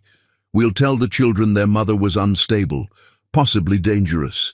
By the time they're old enough to question it, they'll be ours completely." Lupita felt the twins move, as if they too were rejecting their would-be captors. She placed her hands protectively over them, drawing strength from their presence. "Your Honor," Thornwood tried desperately, "my clients were speaking in anger, in disappointment. Surely their words shouldn't override their biological connection." "Their biological connection? Lupita spoke for the first time, her voice clear and strong. They've never once asked about the baby's health, never inquired about names, never offered genuine support. They see my children as possessions, as tools to rebuild their reputation, as heirs to a poisoned legacy. She stood, despite the weight of her pregnancy, addressing the court with the skill that had once made her a formidable attorney. Your Honor, I have here a different kind of evidence. Letters from the community in Thibodaux, Louisiana, where my children will know their other grandparents. Testimonials from the 50 law students whose scholarships I'm funding, who promise to be role models for my children. Statements from successful black professionals who've offered to mentor them, to show them that excellence doesn't require proximity to whiteness. She turned to face the Sambergs directly. You had 5 years to see me as family. You chose instead to see me as an interloper. You had 9 months to embrace these children. You chose instead to scheme for their possession. You had countless opportunities to choose love over prejudice. You chose your legacy over their well-being. The court has heard enough, Judge Ashford announced. Mr. and Mrs. Samberg, Ms. Samberg, Mr. Alan Samberg, your petition for grandparent rights is not only denied, but permanently barred. Furthermore, this court issues a restraining order preventing any contact with Ms. Harris or her children until the children reach the age of 18 and can decide for themselves. You can't, Harrison started. I can, and I have, the judge continued. Additionally, I'm referring these recordings to the district attorney for investigation of conspiracy to commit fraud, attempted extortion, and conspiracy to commit custodial interference. Bailiff, please ensure the defendants surrender their passports before leaving. Eleanor collapsed into her chair. Alan's face had gone grey. Genevieve was crying, her mascara running in streams that no amount of privilege could stop. Furthermore, Judge Ashford said, her voice carrying the weight of final judgment, this court orders the immediate liquidation of any remaining Samberg assets to pay the legal fees Ms. Harris has incurred defending against your frivolous lawsuits. The era of using wealth to bludgeon others into submission is over, at least in my courtroom. As court security moved to collect their passports, Lupita felt a sudden sharp pain. Liquid warmth spread beneath her, and she gripped the table. My water just broke, she said calmly, though her heart was racing. The courtroom erupted in motion. Thaddeus called for an ambulance while court officers cleared a path. In the chaos, Alan tried to approach, but security blocked him. Those are my children being born, he shouted. No, Judge Ashford said firmly. They're Ms. Harris's children, and the only thing you've contributed to their birth is the stress that's causing it to happen 3 weeks early. As the EMTs arrived with a wheelchair, Lupita looked back one last time at the family that had tried to break her. They stood in a huddle of defeat, their expensive clothes unable to hide their poverty of spirit, their prestigious name unable to command respect they'd never earned. The babies are coming, she said to no one in particular, or perhaps to everyone. They're coming into a world where their mother stood up to injustice and won, where their strength comes from struggle overcome, not privilege inherited, where they'll never question their worth because someone else's prejudice tried to diminish it. As they wheeled her toward the ambulance, the courthouse reporters surged forward. One shouted, "Ms. Harris, any final words about the verdict?" She paused, looking directly into the cameras. My children will be born free, free from the toxic legacy of the Sambergs, free from the burden of conditional love, free to be exactly who they are, magnificent in their complexity. That's not a verdict, that's a victory. The ambulance doors closed on the image of the Sambergs being escorted to a police van for processing, their dynasty ending not with dignity, but with handcuffs and headlines. Justice had been served, and now life, new, untainted life, was about to begin. Chapter 9. The Final Begging. The hospital room was filled with flowers from well-wishers, each arrangement a testament to Lupita's triumph, when the Sambergs made their final desperate assault on her resolve. They came together, all four of them, having somehow convinced hospital security they were there for a medical emergency.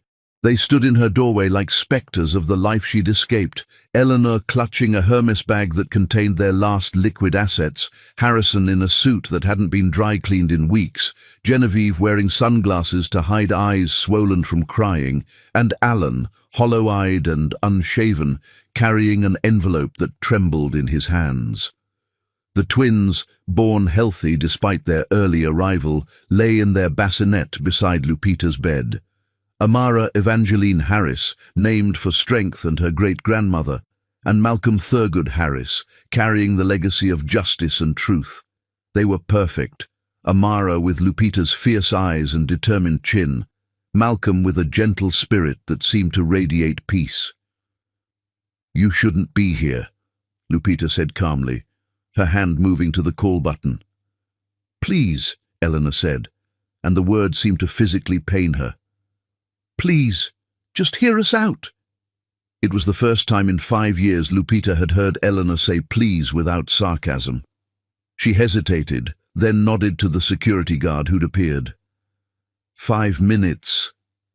They entered like supplicants approaching a throne, their usual arrogance replaced by something Lupita had never seen before, genuine desperation.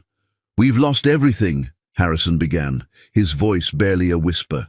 "The houses, the cars, the business. We're living in Genevieve's studio apartment. All four of us in 700 square feet.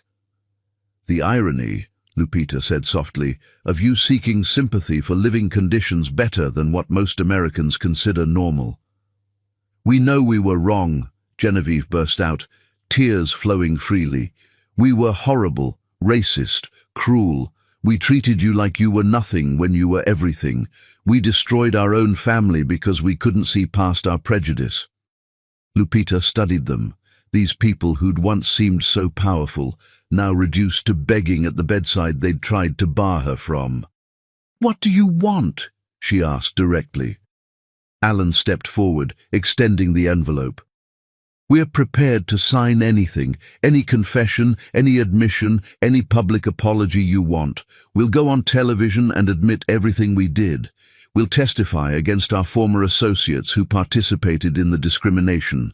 We'll dedicate our lives to your foundation if that's what it takes." "In exchange for—" "One photo," Eleanor whispered. "One photo with our grandchildren. One moment to see them, to know they exist, to have something to remember when we're old and alone." The twins stirred, making small sounds that drew everyone's attention. Malcolm opened his eyes, Lupita's eyes, and seemed to look directly at the Sambergs. Amara yawned, her tiny fist waving in the air like she was already fighting. "Do you know what you took from me?" Lupita asked quietly. "Not the obvious things. My career, my dignity, my father's last moments, but the subtle thefts. The way I stopped singing because Eleanor said my voice was too earthy.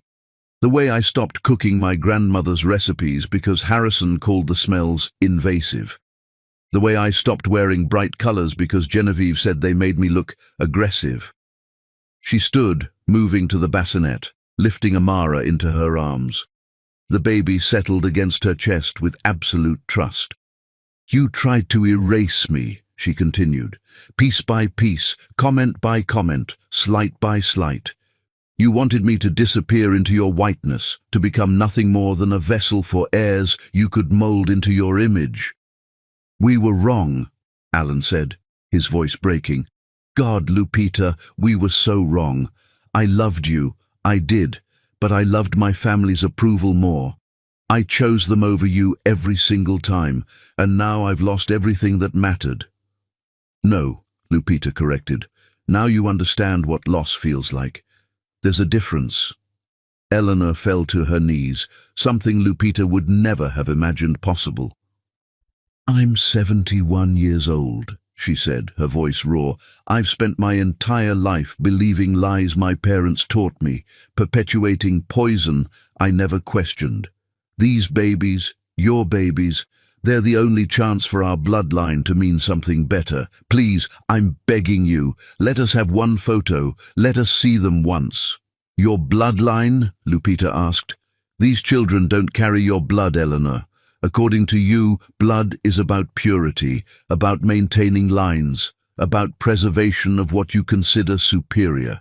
These children's blood is mixed, mingled, magnificent in its complexity. Everything you feared, everything you tried to prevent. She picked up Malcolm, holding both twins now, their weight a reminder of what she'd protected them from. But here's what you never understood, she continued. These children do carry something from you, something I wish I could remove but can't. They carry the genetic possibility of your hatred. Somewhere in their DNA is the potential for the kind of cruelty you perfected, and I will spend every day of their lives making sure that potential never actualizes. Harrison pulled out a checkbook, his hands shaking. We have one asset left. A trust fund in Switzerland that the lawyers couldn't touch. $2 million. It's yours, all of it, for one photo. $2 million for a photo. Lupita almost laughed. You still think everything has a price? Everything does, Genevieve said desperately. You proved that. You bought our destruction. Now let us buy one memory. Lupita looked at them, really looked at them. Eleanor on her knees, designer dress crumpled. Harrison with his checkbook, trying to purchase what money couldn't buy. Genevieve, stripped of her social media filters and her carefully curated life. Alan, the man she'd once loved, reduced to a shadow of his former self. Let me tell you about the price of memory, Lupita said, her voice taking on a quality that made them all lean in. Every night for 2 years, I paid the price of remembering your cruelty. I'd lie awake replaying every insult, every dismissal, every moment you made me feel less than human. The price of those memories was pieces of my soul that I had to reclaim one by one. She walked to the window, still holding both babies. The price of memory is also what these children will never have to pay. They'll never have memories of being told their hair is wrong, their skin is too dark, their heritage is shameful. They'll never remember sitting at a dinner table where they're tolerated instead of celebrated. But they'll have questions, Eleanor started. Yes, Lupita agreed, and I'll answer them. I'll tell them their biological grandparents existed but couldn't love them properly. I'll explain it the way you explain any tragedy to children, honestly but age-appropriately. By the time they're old enough to understand the full truth, they'll be so secure in who they are that your rejection will be a historical footnote, not a defining wound. You want to buy a memory? She continued. Let me tell you about memories. I remember Eleanor telling me my children would need nose jobs to correct their ethnic features. I remember Harrison suggesting we use donors to ensure better genetic outcomes. I remember Genevieve posting that I was breeding stock that finally produced. I remember Alan standing silent through it all. She set the twins back in their bassinet, then pulled out her phone. But I also remember this. She played a voice recording from 2 years ago, her own voice, strong and clear. I promise you, future children, that you will never doubt your worth. You will never beg for scraps of love. You will never feel like guests at your own family table. You will be surrounded by people who see your beauty, your brilliance, your blackness as gifts to celebrate, not defects to overcome. That's the only memory that matters, she said. The promise I made before they were even conceived. The promise your hatred made necessary. So no? Eleanor's voice was barely audible. No photo? No moment? Nothing? Lupita moved to the window, looking out at the city below. You know what? I'll give you something better than a photo. Hope flickered in their eyes. I'll give you the truth, she said. These children will grow up knowing exactly who you are. Not the lies you'd tell them, not the revised history you'd create, but the truth. They'll see the recordings. They'll read the transcripts. They'll understand that their maternal family chose love while their paternal family chose hate. She turned back to face them. And when they're 18, if they choose to find you, if you're still alive. That will be their decision. But they'll come armed with truth, immunized against your poison, strong in the knowledge of who they are. They won't come as supplicants or grandchildren. They'll come as judges, and you'll have to answer for everything. 18 years, Alan whispered. They'll be adults. We'll be strangers. You're strangers now, Lupita said. You've always been strangers. You just had proximity, not relationship. Position, not love. Claims, not bonds. Harrison made one last attempt, pulling out a leather folder. These are the deeds to properties in Europe. Hidden assets the lawyers don't know about. Worth at least 10 million. All of it for just one moment with them. 10 million for a moment? Lupita shook her head.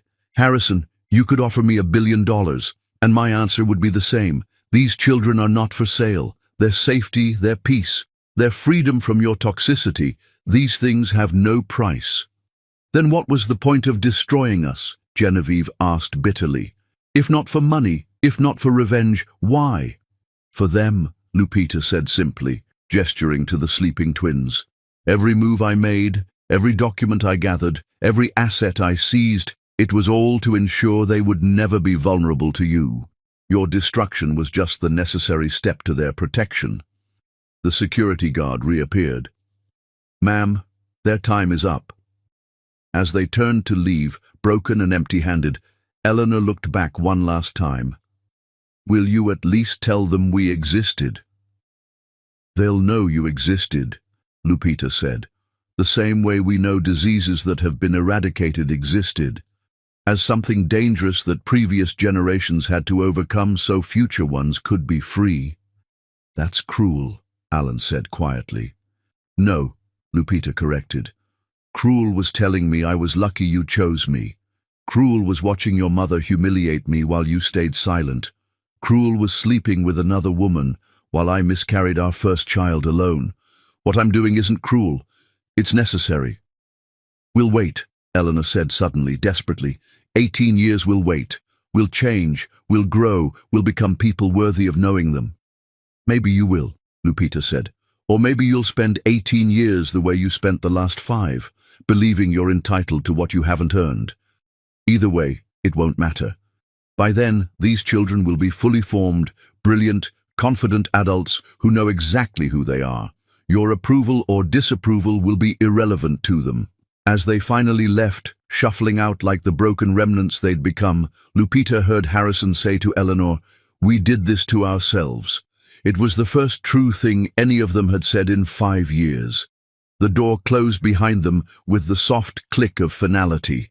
Through the window, Lupita could see them in the parking lot below, 4 figures huddled against the wind, made small by their losses, walking toward a future emptied of everything they'd valued.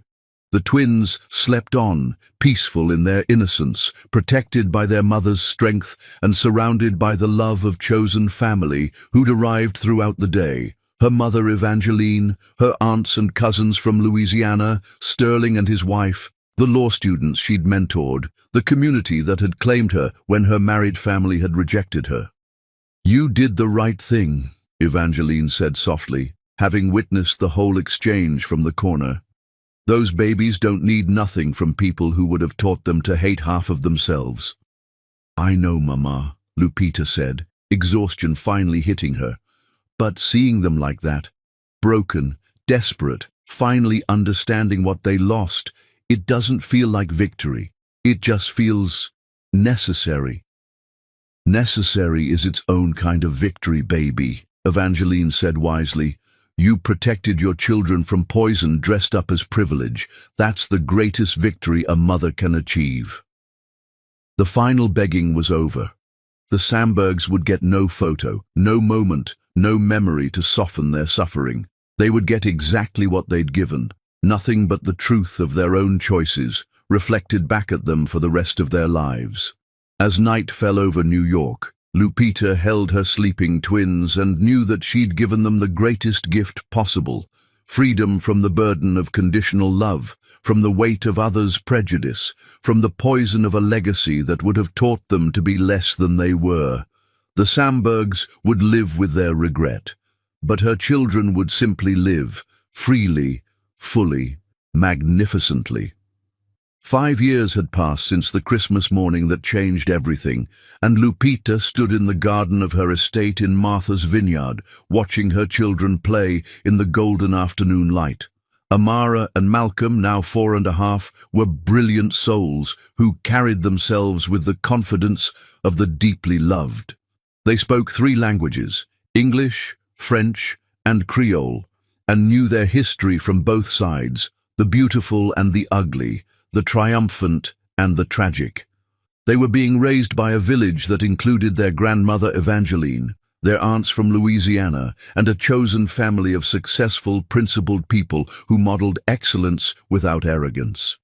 "Mama, look!" Malcolm called, showing her the painting he'd made, swirls of color that reminded her of the Louisiana sunsets her father had loved. "It's you and us and Grand-mère and everyone who loves us." "It's beautiful, baby," she said, kneeling despite her designer dress to examine his work properly. "You've got your great-grandfather's artistic eye."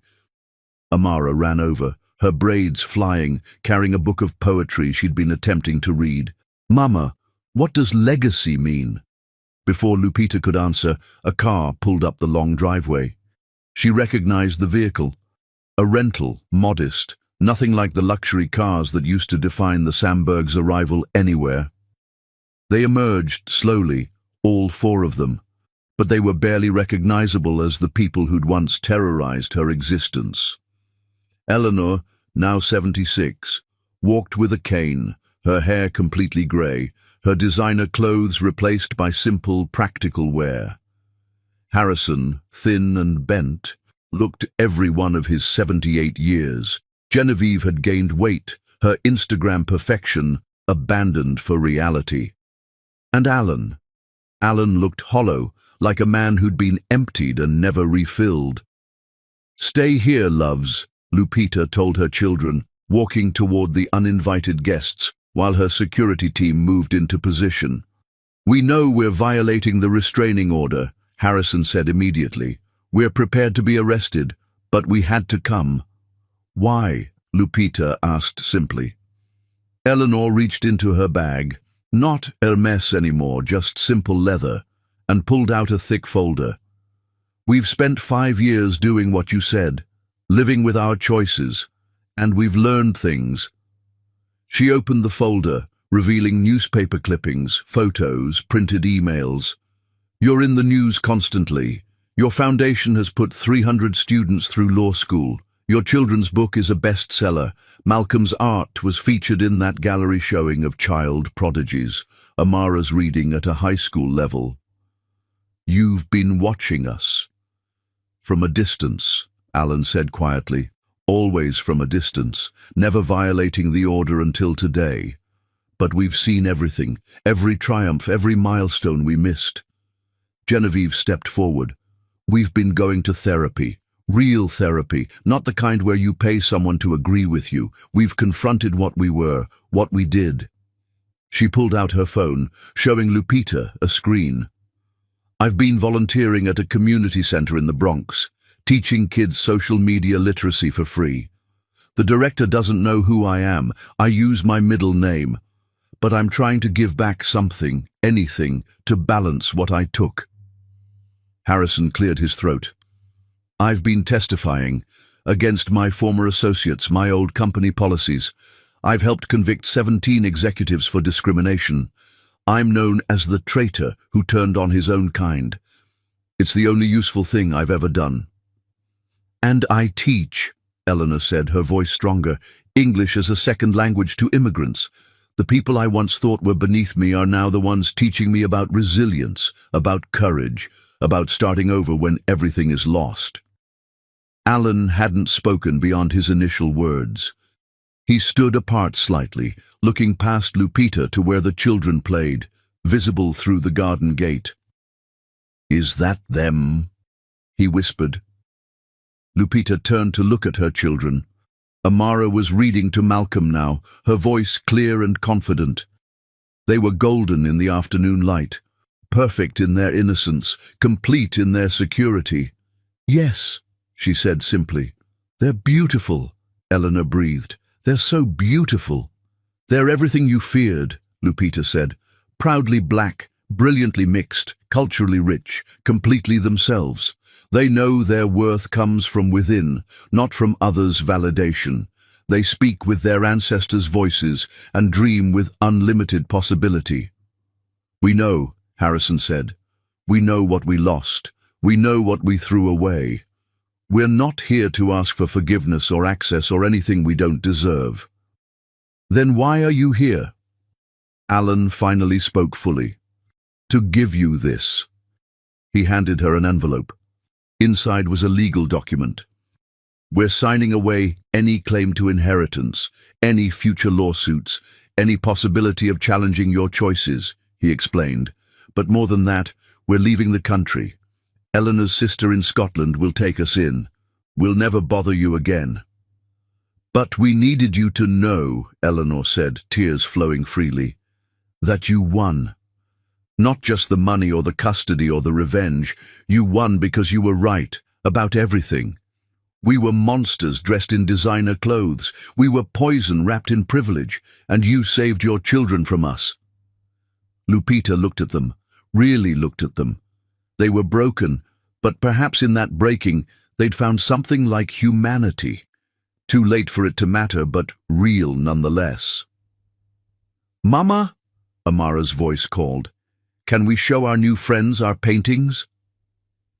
The Sambergs froze, hearing her voice for the first time, clear, confident, unburdened.